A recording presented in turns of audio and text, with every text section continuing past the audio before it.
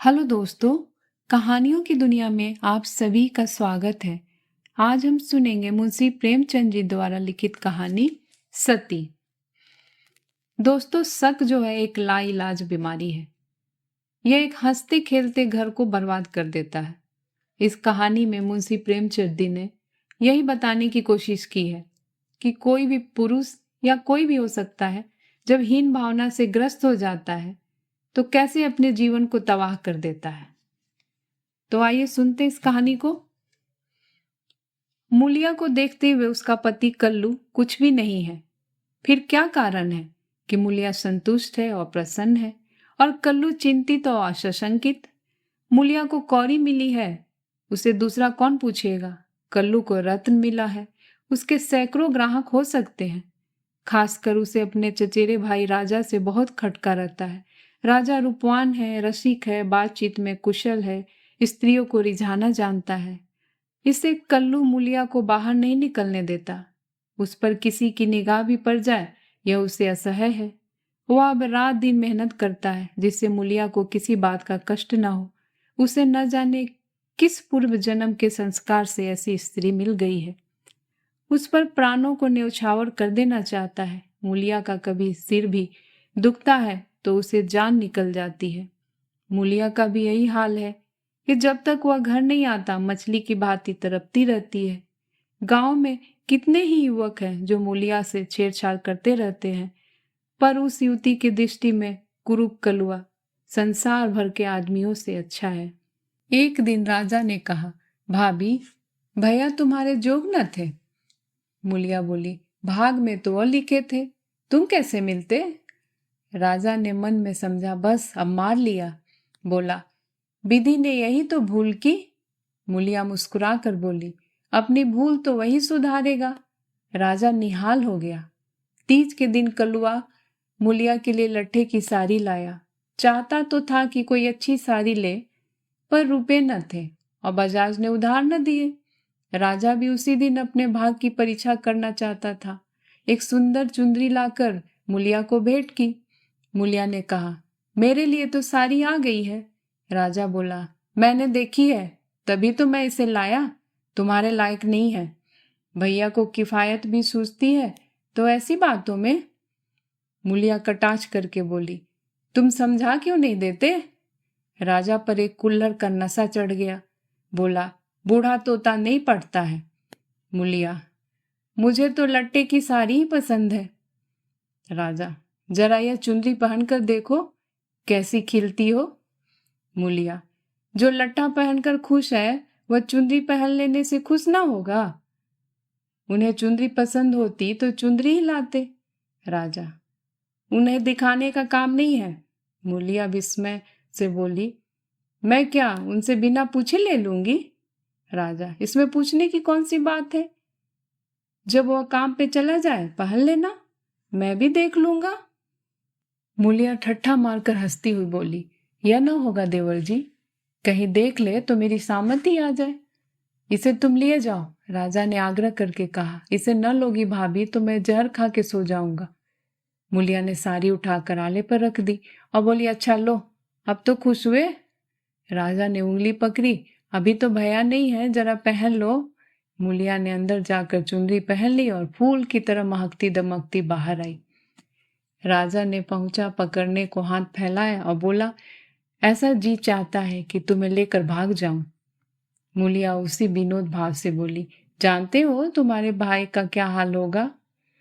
यह कहते हुए उसने किवाड़ बंद कर लिया। राजा को ऐसा मालूम हुआ कि थाली परोस कर उसके सामने से उठा ली गई है। मूलिया का मन बार बार करता था कि चुंदरी कल्लू को दिखा दे, पर नतीजा सोचकर रह जाती थी। उसने चुंदरी रख क्यों ली? उसे अपने ऊपर क्रोध आ रहा था, लेकिन राजा को कितना दुख होता। क्या हुआ, उसकी चुंदरी क्षण भर के लिए पहन ली तो उसका मन तो रह गया, लेकिन उसके प्रशांत मानस सागर में ये कीट आकर उसे मथ रहा था। उसने क्यों चुंदरी रख ली? क्या यह कल्लू के साथ विश्वासघात नहीं है? उसका चित्त इस विचार से बिकर हो रहा था। उसने मन को समझाया, विश्वासघात क्यों? इसमें विश्वासघात की क्या बात है? कौन वह राजा से कुछ बोली? जरा सा हंस देने से अगर किसी का दिल खुश हो जाता है तो इसमें क्या बुराई है? कल्लू ने पूछा, आज रज्जू क्या करने आया था? मूलिया की देह थर-थर कांपने लगी। बहाना कर गई, तंबाकू मांगने आए थे। कल्लू ने भवें सिकोड़ कर कहा, उसे अंदर मत आया दिया करो, अच्छा आदमी नहीं है। मूलिया, मैंने कह दिया तंबाकू नहीं है तो चले गए। कल्लू ने अपनी तेजस्विता के साथ कहा, क्यों झूठ बोलती हो? वह तंबाकू मांगने नहीं आया था। मूलिया, तो और क्या करने आए थे यहाँ? कल्लू, चाहे जिस काम से आया हो, तंबाकू मांगने नहीं आया। वह जानता था मेरे घर में तंबाकू नहीं है, मैं तंबाकू के लिए उसके घर गया था। मूलिया की देह में काटो तो लहू नहीं, चेहरे का रंग उड़ गया। सिर झुकाकर बोली, मैं किसी के मन का हाल क्या जानूं? आज तीज का रत जगा था। मूलिया पूजा का सामान कर रही थी, पर इस तरह जैसे मन में जरा भी उत्साह न हो, जरा भी श्रद्धा न हो। उसे ऐसा मालूम हो रहा था उसके मुंह में कालिख पुत गई है और अब वह कल्लू की आंखों से गिर गई है। उसे अपना जीवन निराधार सा जान पड़ता था। सोचने लगी, भगवान ने मुझे यह रूप क्यों दिया? यह रूप न होता तो राजा क्यों मेरे पीछे पड़ता और क्यों आज मेरी यह गत होती? मैं काली कुरूप रखकर इससे कहीं सुखी रहती। तब तो मन इतना चंचल न होता। जिन्हें रूप की कमाई खानी हो वह रूप पर फूले। यहाँ तो इसने मटिया मेट कर दिया। न जाने कब उसे झपकी आ गई तो देखती है कल्लू मर गया और राजा घर में घुसकर उसे पकड़ना चाहता है। उसी दम एक वृद्धा स्त्री ने जाने किधर से आकर उसे अपनी गोद में ले लिया और कहती है, तूने कुल्लू को मार डाला। मूलिया रोकर कहती है, माता, मैंने उन्हें नहीं मारा। वृद्धा कहती है, हाँ, तूने छुरी कांटे से नहीं मारा। उस दिन तेरा तप छिन गया और इसी से वह मर गया। मूलिया ने चौकन्नी आंखें खोल दी। सामने आंगन में कल्लू सोया हुआ था। वह दौड़ी हुई उसके पास गई और उसकी छाती पर सिर रखकर फुट फुट रोने लगी। कल्लू ने घबरा कर पूछा, कौन? मूलिया, क्यों रोती हो? क्या डर लग रहा है? मैं तो जाग रहा हूं। मूलिया ने सिसकते हुए कहा, मुझसे आज एक अपराध हुआ है, मुझे क्षमा कर दो। कल्लू उठ बैठा, क्या बात है, कहो तो, रोती क्यों? मूलिया, राजा तंबाकू मांगने नहीं आया था, मैंने तुमसे झूठ कहा था। कल्लू हंसकर बोला, वह तो मैं पहले ही समझ गया था। मूलिया, वो मेरे लिए चुंदरी लाया था, तुमने लौटा दी? मूलिया कांपती हुई बोली, मैंने ले ली, कहते थे मैं जहर माहौर खा लूंगा। कल्लू निर्जीव की भांति खाट पर गिर पड़ा और बोला, तो रूप मेरे बस का नहीं है, देव ने कुरूप बना दिया तो सुंदर कैसे बन जाऊं? कल्लू ने अगर मूलिया को खौलते हुए तेल में डाल दिया होता तो भी उसे इतनी पीड़ा न होती। कल्लू उस दिन से कुछ खोया खोया सा रहने लगा। जीवन में न वह उत्साह रहा, न वह आनंद। हंसना बोलना भूल सा गया। मूलिया ने उसके साथ जितना विश्वासघात किया था उससे कहीं ज्यादा उसने उसे समझ लिया और यह भ्रम उसके हृदय में केवड़े के समान चिपट गया। वह घर अब उसके लिए केवल लेटने बैठने का स्थान था और मूलिया केवल भोजन बनाने वाली मशीन।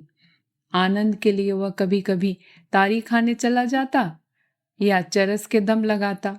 मूलिया उसकी दशा देख देख कर अंदर ही अंदर कूदती थी। वह उस बात को उसके दिल से निकाल देना चाहती थी, इसलिए उसकी सेवा और मन लगाकर करती, उसे प्रसन्न करने के लिए बार बार प्रयत्न करती, पर वह जितना ही उसको खींचने की चेष्टा करती थी उतना ही वह उसे बिचलता था। जैसे कोई कटिये में फंसी हुई मछली है। कुशल यह था कि राजा जिस अंग्रेज के यहाँ खानसामा था उसका तबादला हो गया और राजा उसके साथ चला गया था, नहीं तो दोनों भाइयों में से किसी न किसी का खून जरूर हो जाता। इस तरह साल भर बीत गया। एक दिन कल्लू रात को घर लौटा तो उसे ज्वर था। दूसरे दिन उसके देह में दाने निकल आए। मूलिया ने समझा माता है, मान मनौती करने लगी, मगर 4-5 दिन में ही दाने बढ़कर आंवले पड़ गए और मालूम हुआ कि यह माता नहीं है, उपदंश है। कल्लू के कलुषित भोग विलास का यह फल था। रोग इतनी भयंकरता से बढ़ने लगा कि आंवलों में मवाद पड़ गया और उनमें से ऐसी दुर्गंध उड़ने लगी कि पास बैठते नाक फटती थी। देहात में जिस प्रकार का उपचार हो सकता था वह मूलिया करती थी, पर कोई लाभ न होता था और कल्लू की दशा दिन दिन बिगड़ती जाती थी। उपचार की कसर वह अबला अपने स्नेहमय सेवा से पूरी करती थी। उस पर गृहस्थी चलाने के लिए अब मेहनत मजदूरी भी करनी पड़ती थी। कल्लू तो अपने किए का फल भोग रहा था, मूलिया अपने कर्तव्य का पालन करने में मरी जा रही थी। अगर कुछ संतोष था तो यह कल्लू का भ्रम उसकी इस तपस्या से भंग होता जाता था। उसे अब विश्वास होने लगा था कि मूलिया अब भी उसी की है। वह अगर किसी तरह अच्छा हो जाता तो फिर उसे दिल में छिपा कर रखता और उसकी पूजा करता। प्रातः काल था। मूलिया ने कल्लू का हाथ मुंह धुलाकर दवा पिलाई और खड़ी पंखा डुला रही थी कि कल्लू ने आंसू भरी आंखों से देखकर कहा, मूलिया, मैंने उस जन्म में कोई भारी तप किया था कि तुम मुझे मिल गई। तुम्हारी जगह मुझे दुनिया का राज भी मिले तो न लूं। मूलिया ने दोनों हाथों से उसका मुंह बंद कर दिया और बोली, इस तरह की बातें करोगे तो मैं रोने लगूंगी। मेरे धन्य भाग कि तुम जैसा स्वामी मिला। यह कहते हुए उसने दोनों हाथ पति के गले में डाल दिए और लिपट गई। फिर बोली, भगवान ने मुझे मेरे पापों का दंड दिया है। कल्लू ने उत्सुकता से पूछा, सच कह दो मूला, राजा और तुम में क्या मामला था? मूलिया ने विस्मित होकर कहा, मेरे और उसके बीच कोई मामला हुआ तो भगवान मेरी दुर्गति करे। उसने मुझे चुंदरी दी थी, वह मैंने ले ली, फिर मैंने उसे आग में जला दिया। तब से मैं उससे कभी नहीं बोली। कल्लू ने ठंडी सांस खींचकर कहा, मैंने कुछ और ही समझ रखा था। न जाने मेरी मति कहाँ हार गई थी। तुम्हें पाप लगाकर मैं आप पाप में फंस गया और उसका फल भोग रहा हूँ। उसने रो रो कर अपने दुष्कृतों का पर्दा खोलना शुरू किया और मूलिया आंसू की लड़ियां बहाकर सुनने लगी। अगर पति की चिंता न होती तो उसने विष खा लिया होता। कई महीनों के बाद राजा छुट्टी लेकर घर आया और कल्लू की घातक बीमारी का हाल सुना तो दिल में खुश हुआ। तीमारदारी के बहाने से कल्लू के घर आने जाने लगा। कल्लू उसे देखकर मुंह फेर लेता, लेकिन वह दिन में 2-4 बार पहुंच ही जाता था। एक दिन मूलिया खाना पका रही थी कि राजा ने रसोई के द्वार पर आकर कहा, भाभी, क्यों अब भी मुझ पर दया न करोगी? कितनी बेरहम हो तुम। कै दिन से तुम्हें खोज रहा हूं, पर तुम मुझसे भागती फिरती हो। भैया अब अच्छे न होंगे, इन्हें गर्मी हो गई है। इनके साथ क्यों अपनी जिंदगी खराब कर रही हो? तुम्हारी फूल सी देह सूख गई है। मेरे साथ चलो, कुछ जिंदगी की बहार उड़ाएं। यह जवानी बहुत दिन न रहेगी। यह देखो, तुम्हारे लिए कर्णफूल लाया हूं, जरा पहन कर मुझे दिखाओ। उसने कर्णफूल मूलिया की ओर बढ़ा दिया। मूलिया ने उसकी ओर देखा भी नहीं, चूल्हे की ओर ताकती हुई बोली, लाला, तुम्हारे पैरों पड़ती हूं, मुझे मत छेड़ो। यह सारी विपत्ति तुम्हारी लगाई हुई है। तुम ही मेरे शत्रु हो। फिर भी तुम्हें लाज नहीं आती? कहते हो भैया अब किस काम के हैं? मुझे तो अब वह पहले से कहीं ज्यादा अच्छे लगते हैं। जब मैं न होती तो वह दूसरी सगाई कर लेते, अपने हाथों ठोक खाते। आज मैं ही उनका आधार हूं, वह मेरे सहारे जीते हैं। अगर मैं इस संकट में उनके साथ दगा करूं तो मुझसे बढ़कर अधर्म कौन होगा? जबकि मैं जानती हूं कि इस संकट का कारण भी मैं ही हूं। राजा ने हंसकर कहा, यह तो वही हुआ जैसे किसी की दाल गिर गई तो उसने कहा, मुझे तो सूखी ही अच्छी लगती है। मूलिया ने सिर उठाकर उसकी ओर सजल नेत्रों से ताकते हुए कहा, तुम उनके पैरों की धूल के बराबर नहीं हो। लाला, क्या कहते हो तुम? उजले कपड़े और चिकने मुखरे से कोई आदमी सुंदर नहीं होता। मेरी आंखों में तो उनके बराबर कोई दिखाई ही नहीं देता। कल्लू ने पुकारा, मुला, थोड़ा पानी दे। मूलिया पानी लेकर दौड़ी। चलते चलते कर्णफूल को ऐसा ठुकराया कि आंगन में जा गिरा। राजा ने जल्दी से कर्णफूल उठा लिया और क्रोध में भरा हुआ चल दिया। रोग दिन पर दिन बढ़ता गया। ठिकाने से दवा दारू होती तो शायद अच्छा हो जाता, मगर अकेली मूलिया क्या क्या करती। दरिद्रता में बीमारी कोढ़ का खाज है। आखिर एक दिन परवाना आ पहुंचा। मूलिया घर का काम धंधा करके आई तो देखा कल्लू की सांस चल रही है। घबरा कर बोली, कैसा जी है तुम्हारा? कल्लू ने सजल और दीनता भरी आंखों से देखा और हाथ जोड़कर सिर नीचा कर लिया। यही अंतिम विदाई थी। मूलिया उसके सीने पर सिर रखकर रोने लगी और उन्माद की दशा में उसके आहत हृदय से रक्त की बूंदों के समान शब्द निकलते थे। तुमसे इतना भी न देखा गया भगवान, उस पर न्यायी और दयालु कहलाते हो, इसलिए तुमने जन्म दिया, यही खेल खेलने के लिए। हाय नाथ, तुम तो इतने निष्ठुर न थे, मुझे अकेली छोड़कर चले जा रहे हो। हाय, अब कौन मुला कहकर पुकारेगा, अब किसके लिए कुएं से पानी भरूंगी, किसे बैठाकर खिलाऊंगी, पंखा डुलाऊंगी, सब सुख हर लिया, तो मुझे भी क्यों नहीं उठा लेते। सारा गांव जमा हो गया, सभी समझा रहे थे। मूलिया को धैर्य न होता था। यह सब मेरे कारण हुआ, यह बात उसे नहीं भूलती। हाय हाय, उसे भगवान ने सामर्थ्य दिया होता तो आज उसका सिरताज यूं उठ जाता। शव की दाह क्रिया की तैयारियां होने लगी। कल्लू को मरे 6 महीने हो गए। मूलिया अपना कमाती है, खाती है और अपने घर में पड़ी रहती है। दिन भर काम धंधों से छुट्टी नहीं मिलती। हाँ, रात को एकांत में रो लिया करती है। उधर राजा की स्त्री भी मर गई, मगर 2-4 दिन के बाद वह फिर छैला बना घूमने लगा और भी छुट्टा साड़ हो गया। पहले स्त्री से झगड़ा हो जाने का कुछ डर था, अब वो भी न रहा। अब की नौकरी से लौटा तो सीधे मूलिया के घर पहुंचा और इधर उधर की बातें करने के बाद बोला, भाभी, अब तो मेरी अभिलाषा पूरी करोगी या अभी और कुछ बाकी है।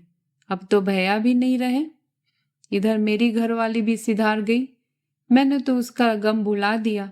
तुम कब तक भैया के नाम को रोती रहोगी। मूलिया ने घृणा से उसकी ओर देखकर कहा, भैया नहीं रहे तो क्या हुआ, भैया की याद तो है, उनका प्रेम तो है, उनकी सूरत तो दिल में है, उनकी बातें तो कानों में है। तुम्हारे लिए और दुनिया के लिए वो नहीं है, मेरे लिए वो अब भी वैसे ही जीते जागते हैं। मैं अब भी उन्हें वैसे ही बैठा देखती हूँ। पहले तो 2 का अंतर था, अब तो वह मुझसे और भी नजदीक हो गए हैं और ज्यों-ज्यों दिन बीतेंगे और भी नजदीक होते जाएंगे। भरे पूरे घर में दाने की कौन कदर करता है। जब घर खाली हो जाता है तब मालूम होता है कि दाना क्या है। पैसे वाले पैसे की कदर क्या जाने। पैसे की कदर तब होती है जब हाथ खाली हो जाता है, तब आदमी एक एक कौड़ी दांत से पकड़ता है। तुम्हें भगवान ने दिल ही नहीं दिया, तुम क्या जानो मोहब्बत क्या है। घरवाली को मरे अभी 6 महीने भी नहीं हुए, तुम साढ़ बन बैठे। तुम मर गए होते तो इसी तरह वो भी अब कहीं किसी के पास चली गई होती। मैं जानती हूं कि मैं मर जाती तो मेरा सिरताज जन्म भर मेरे नाम को रोया करता। ऐसे ही पुरुषों की स्त्रियां उन पे प्राण देती है। तुम जैसे सौदों के भाग में पत्तल चाटना लिखा है, चाटो पत्तल। खबरदार, आज से मेरे घर में पांव न रखना, नहीं तो जान से हाथ धोना पड़ेगा। बस निकलो। उसके मुख पर ऐसा तेज स्वर में इतनी कटुता थी कि राजा को जवान खोलने की भी साहस न हुआ, चुपके से निकला। दोस्तों, इस कहानी को सुनने के लिए आपका बहुत बहुत धन्यवाद। मैं फिर हाजिर होंगी एक नई कहानी के साथ। तब तक के लिए नमस्कार।